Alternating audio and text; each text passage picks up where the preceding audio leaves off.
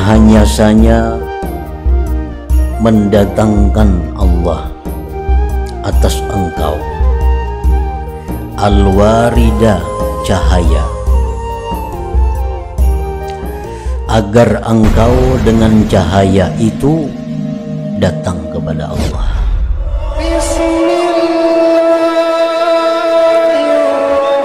Mendatangkan Allah atas engkau cahaya. Datangkan atas engkau, wahai pemula, nural bidayah, cahaya bidayah, agar engkau dengan cahaya bidayah itu berhadap atas Allah dengan hati dan tubuh engkau, sesudah engkau selama ini berpaling kepada Allah. Agar engkau dengan cahaya bidayah itu tobat kepada Allah sesudah bahwa engkau selama ini maksiat kepadanya. Bismillahirrahmanirrahim. Alhamdulillahilladzi nawwara quluba man syaa'a min ibadihi faj'alahum min ahli wilayatihi wa musyahadatihi. Asyhadu an la ilaha illallah wahdahu la syarika lahu fi uluhiyyatihi wa asyhadu anna sayyidana Muhammadan abduhu wa rasuluhu qasimu amdadihi. Sallallahu wa sallama ala khairi khalqihi sayyidina wa maulana Muhammadin habibihi wa safiyyihi wa ala alihi wa ashabihi wa dzurriyyatihi wa atba'ihi, amma ba'du. Yang kita hormati, kita cintai para habaib dan para alim ulama, para muhibbin, hadirin hadirat rahimakumullah.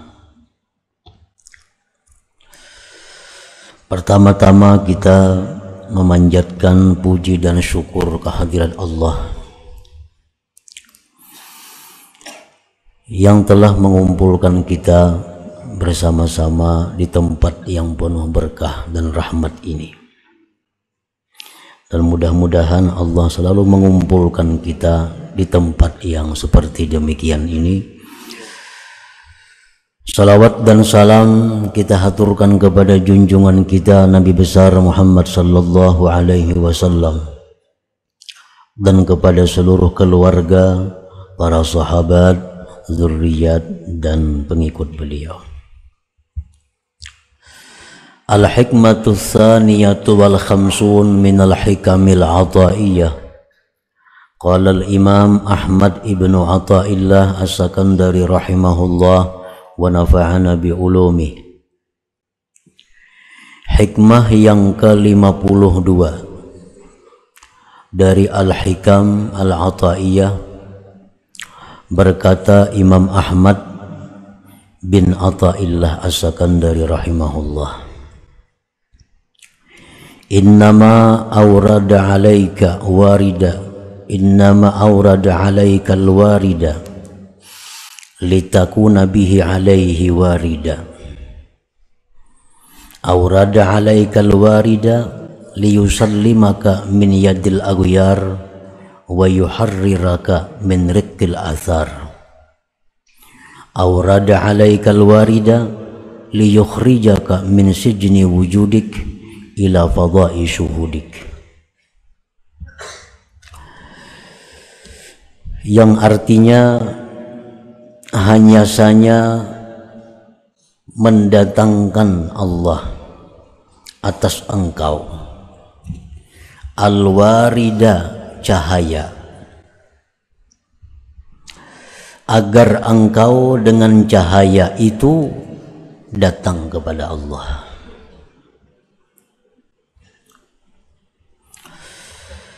Mendatangkan Allah atas engkau cahaya untuk menyelamatkan engkau dari tangan ini makhluk dan membebaskan engkau dari kebudakan ini makhluk. Mendatangkan Allah atas engkau cahaya untuk mengeluarkan engkau dari penjara keberadaan engkau menuju lapangan musyahadah engkau. Itulah kurang lebihnya arti terjemah daripada hikmah yang ke-52 ini. Para muhibbin rahimakumullah. Awrada alaika ayyuhal mubtadi nural bidayah litakuna bihi muqbilan 'ala Allah biqalbika wa qalbik ba'da an kunta mudbira wa litakuna bihi ila Allah taiba ba'da an kunta 'asiya wa dzakira ba'da an kunta ghafila.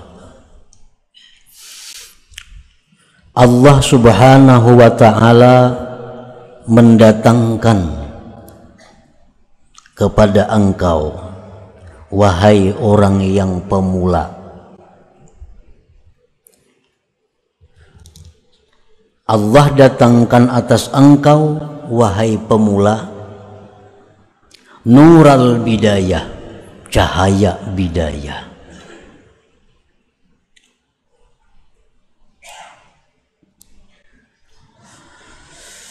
Agar engkau dengan cahaya bidayah itu berhadap atas Allah dengan hati dan tubuh engkau sesudah engkau selama ini berpaling kepada Allah.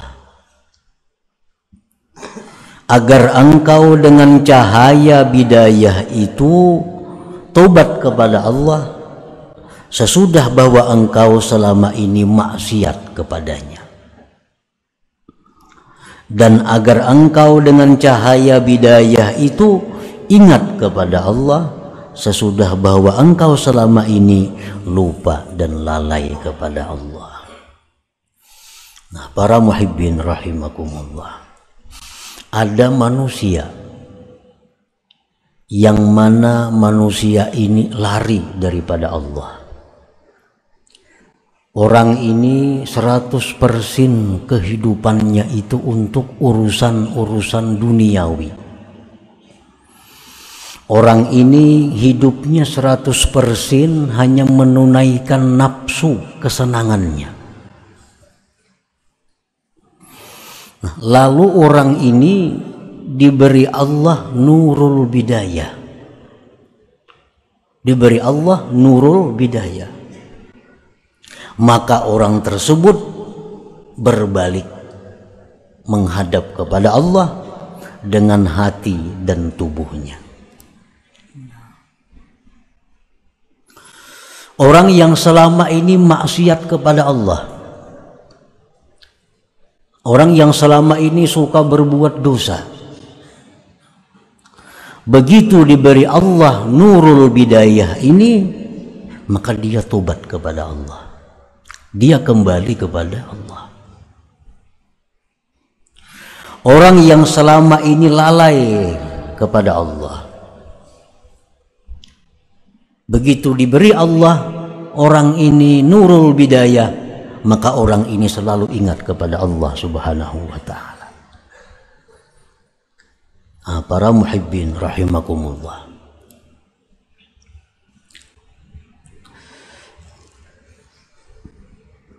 apa yang dijelaskan oleh musannif pengarang ini sangat sering kita lihat, sangat sering kita buktikan. Orang yang dulunya kada tahu apa-apa tentang agama, sekalinya kembali kepada Allah. Nah, maka orang ini sebenarnya diberi Allah nurul bidayah. Orang yang selama ini kada tahu dosa, kada tahu maksiat, selalu dilanggarnya, ternyata orang ini akhir-akhirnya kembali kepada Allah. Nah, maka orang ini dapat pemberian Allah nurul bidayah itu. Nah, para muhibbin rahimakumullah, kenapa sebabnya Allah Subhanahu wa ta'ala memberi orang ini nurul bidayah itu? Orang yang selama ini berpaling lari daripada Allah ternyata kembali karena disangka-sangka. Kalau melihat kelakuannya dahulu itu kada menyangka sekali wahini ya i'tikaf di masjid menuntut ilmu. Kalau dahulu jangankan ke masjid, tiba-tiba orang ini dapat nurul bidayah dari Allah. Nah, kenapa sebabnya sehingga Allah memberikan orang ini nurul bidayah itu? Para ulama mengatakan wadzalik imma bisababiz dzurriyyatit thayyibah. Ada kalanya itu sebabnya adalah orang ini punya zuriat yang baik, keturunan yang baik. Mungkin kainya kah dahulu orang saleh, datuknya kah dahulu itu orang yang wali. Apalagi Mbah Datun itu, abahnya datuknya kah nang saleh umpamanya. Sehingga cucu buyutnya ini diberikan Allah nurul bidayah itu, berkah keturunan.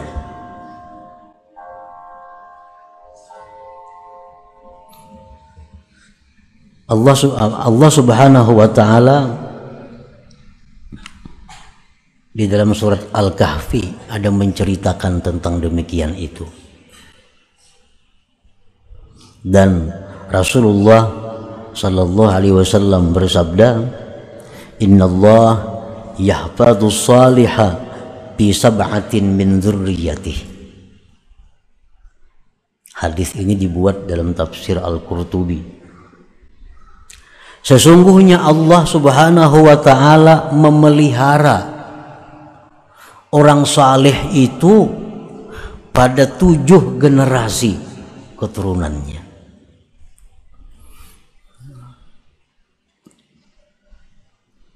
Nah, jadi berkat keturunan itu, berkat nenek moyang bahari itu, bisa cucunya yang selama ini berpaling lari dari Allah dapat nurul bidayah ini, akhirnya kembali taat, kembali patuh kepada Allah Subhanahu wa ta'ala. Au kasratis sadaqah, sebabnya, atau orang ini banyak sedekah. Orangnya ini sembahyang, kada tapian sembahyang, perbuatan maksiat komplit ulang semuaan dilakukannya. Tapi orang ini ada sebuting bagusnya ketujuh bersedekah. Nah, ini ketujuh bersedekah. Padahal amun pekerjaannya, gawiannya kada kawa dilihat. Cuma orang ini pemurah. Nah, berkat pemurahnya itu orang ini di akhir-akhirnya bisa diberi Allah nurul bidayah, sehingga dia begitu akhir-akhirnya kembali kepada Allah Subhanahu wa ta'ala sesudah sekian lama menjauh dan lari daripada Allah. Rasulullah sallallahu alaihi wasallam bersabda, tajabau an dzambis sakhi fa innallaha akhidun biyadihi kullama asar. Ujar Nabi kita, merengganglah kalian daripada dosa orang pemurah. Artinya, kalau orang tuh pemurah berbuat dosa jangan dituruti, jangan hendak dituruti. Karena orang pemurah itu Allah yang memegang tangannya. Sewaktu-waktu Allah bisa mengangkat dia dari ketergelincirannya itu. Jadi kalau ada orang pemurah berbuat dosa, menjauhlah kamu. Jangan dikritik, jangan disambati, apalagi dituruti. Karena orang pemurah ini mudah dan cepat ditarik oleh Allah kembali ke jalan yang benar.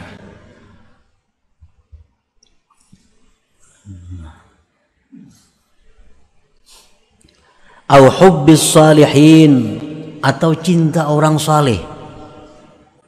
Orang ini kelakuannya luar biasa, maksiat semuaan hampir dilaksanakan, diperbuatnya. Ibadah-ibadah orang ini lalai. Cuma orang ini ada satu kelebihannya, dia ini hubbus salihin, cinta kepada orang saleh. Ini kalau urusan orang saleh kemana aja didatanginya. Ada dengar di situ ada orang salihin, diilanginya. Ada dengar orang-orang yang mulia, didatanginya. Dia cinta kepada orang saleh. Nah, satu saat kecintaannya kepada orang saleh ini membawa berkah kepada dirinya untuk menarik datangnya nurul bidayah, cahaya petunjuk yang pertama itu kepada dirinya.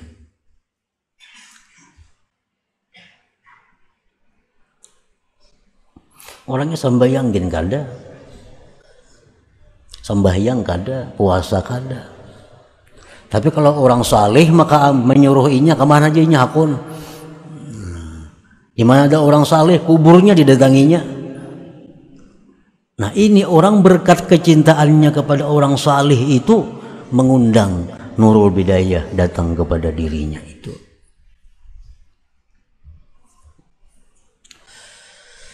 Awil ilm, atau ilmu. Orangnya sekolah pesantren tamat, kitab bisa membaca, orangnya alim, tapi nya kada kau mengamalkan ilmu. Sembahyang aja mbahnu sembahyang banu kada, menipu orang mau juga, padahal orangnya alim nih. Nah, satu saat berkat ilmu yang ada pada dirinya itu bisa mengundang datangnya nurul bidayah kepada dirinya. Rasulullah sallallahu alaihi wasallam bersabda, ittaqu zallatal alim wantaziru fai'atah. Ujar Nabi, takutilah ketergelinciran orang alim itu. Kalau orang alim itu ada berbuat dosa, orang alim ada berbuat salah, hati-hati. Nah, tunggunya kita kembali aja kepada jalan yang benar. Berkat ilmu yang ada pada dirinya itu. Karena orang alim ini bagaimanapun alimnya, kada ada jaminan kada berbuat dosa. Yang dijamin kada berbuat dosa itu hanya para anbiya, para rasulullah, orang-orang yang maksumin. Dan jangan aneh kalau ada orang berbuat dosa. Dosa apapun yang dilakukan seseorang, jangan kita takjub, jangan aneh. Nya minum arak tadi, mbah minum araknya bezina, mbah bezina bunuh orang pulang, mbah itu mati. Nah, jangan aneh. Kenapa sebabnya jangan aneh? Karena kullu bani Adam ini khata, tiap-tiap manusia itu berbuat salah. Jangan kita merasa heran orang-orang berbuat dosa. Tapi yang kita aneh, yang kita heran itu adalah orang yang berbuat dosa tapi tidak tobat kepada Allah. Nah, ini aneh. Dan Nabi kita mengatakan wa khairul khatta'in, sebaik-baik orang yang berbuat dosa adalah orang-orang yang kembali kepada Allah Subhanahu wa taala.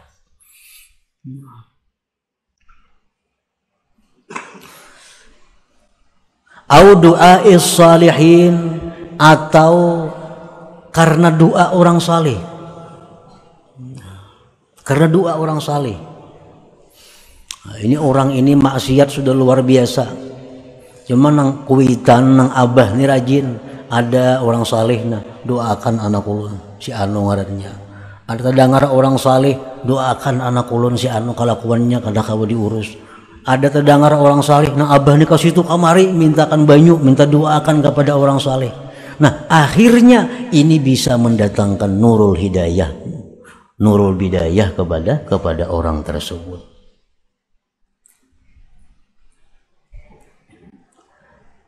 Au bi musibatin asabathu, atau suatu musibah yang menimpa dia.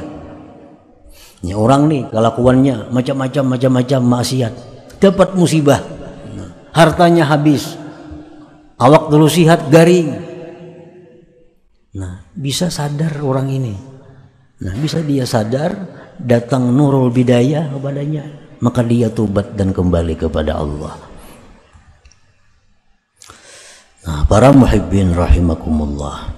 Jadi nurul bidayah ini cahaya pertama yang datang dari Allah kepada seorang hamba, itu dapat merubah watak, merubah kelakuan hamba yang dulunya lari kepada Allah menjadi datang kepada Allah, yang dulunya maksiat tobat kepada Allah, yang dulunya lalai ingat kepada Allah, karena dapat cahaya bidayah daripada Allah Subhanahu wa ta'ala.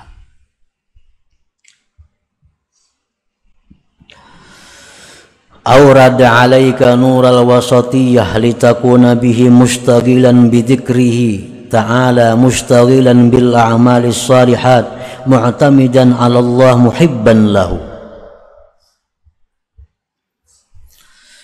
Nah, kemudian yang kedua, Allah Subhanahu wa ta'ala mendatangkan kepada engkau nural wasatiyah. Nural wasatiyah. Agar engkau dengan nur itu sibuk dengan zikrillah, sibuk dengan amal-amal saleh, berpegang atas Allah, cinta kepada Allah. Nah, ini sesudah dapat nurul bidayah tadi, sesudah dapat nurul bidayah itu, maka dia satu saat bisa dapat nurul wasatiyah, cahaya yang nomor 2 ini.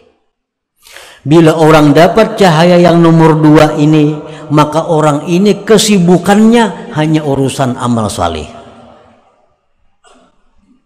Kesibukannya hanya urusan ibadah.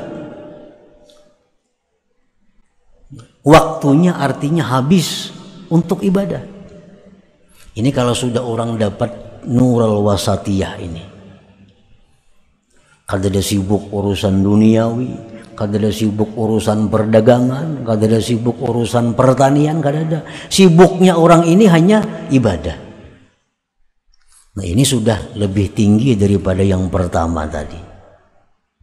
Sibuknya orang ini dengan ibadah dan dia tidak berpegang kepada ibadah itu, dia berpegang kepada Allah dan cinta bagi Allah Subhanahu wa ta'ala.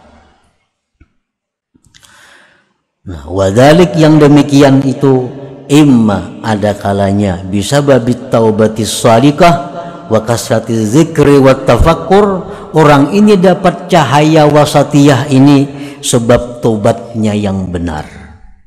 Taubatnya yang benar, banyak zikir dan tafakkur, maka diberi Allah nurul wasatiyah tadi.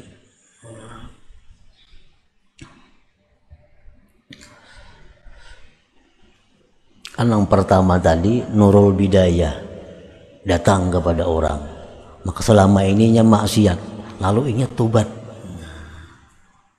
bujur-bujur tobat,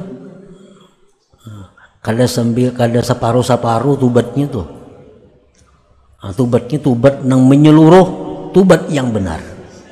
Maka berkat dia tobat yang benar itu, berkat inya banyak zikir, banyak tafakur, maka orang ini diberi Allah lagi nur yang kedua.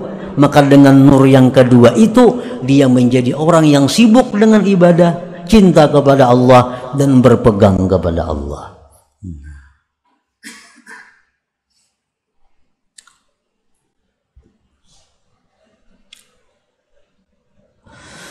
Aurada alaika nuran nihayah litakuna bihi 'ala Allah syahida wa an ghairihi ghaiba wa dzalika sababu hubbillah iyyak faj'alaka min ahli musyahadatih.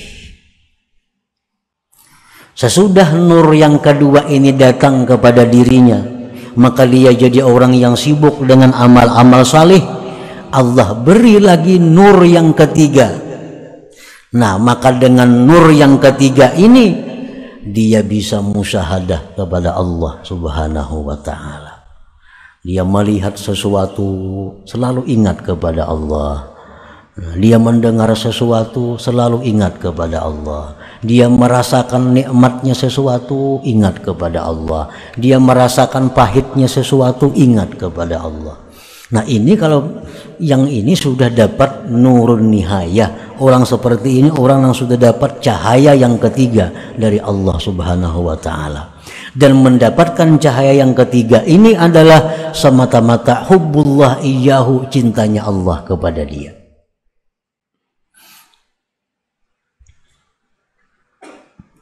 Nah, para muhibbin rahimakumullah. Jadi artinya ada 3 tahapan cahaya yang diberikan Allah secara umum. Secara umum ada 3 tahapan. Yang pertama nurul bidayah. Dan ini kita dituntut untuk berusaha mendapatkan ini. Caranya adalah seperti tadi. Jadilah orang pemurah, cintalah kepada orang salihin, tuntutlah ilmu, dapatkan doa-doa orang salih, sabar ridha menghadapi musibah. Nah itu mengundang datangnya nurul bidayah ini. Nah sesudah itu yang kedua datang nurul wasatiyah. Kita menjadi sibuk dengan ibadah. Tidak ada kesibukan kita urusan dunia. Kesibukan kita adalah urusan amal salih, urusan ibadah. Kita jadi orang yang cinta kepada Allah, jadi orang yang berpegang, bersandar kepada Allah. Nah kemudian yang ketiga, ini semata-mata pemberian Allah. Kita diberi lagi nurun nihayah. Kita bisa merasakan adanya Allah Subhanahu wa ta'ala pada segala macam sesuatu itu. Nah para muhibbin rahimakumullah, selanjutnya yang ke-53 daripada hikam Athaiyah. Ila hadratin Nabi sallallahu alaihi wasallam al-Fatihah.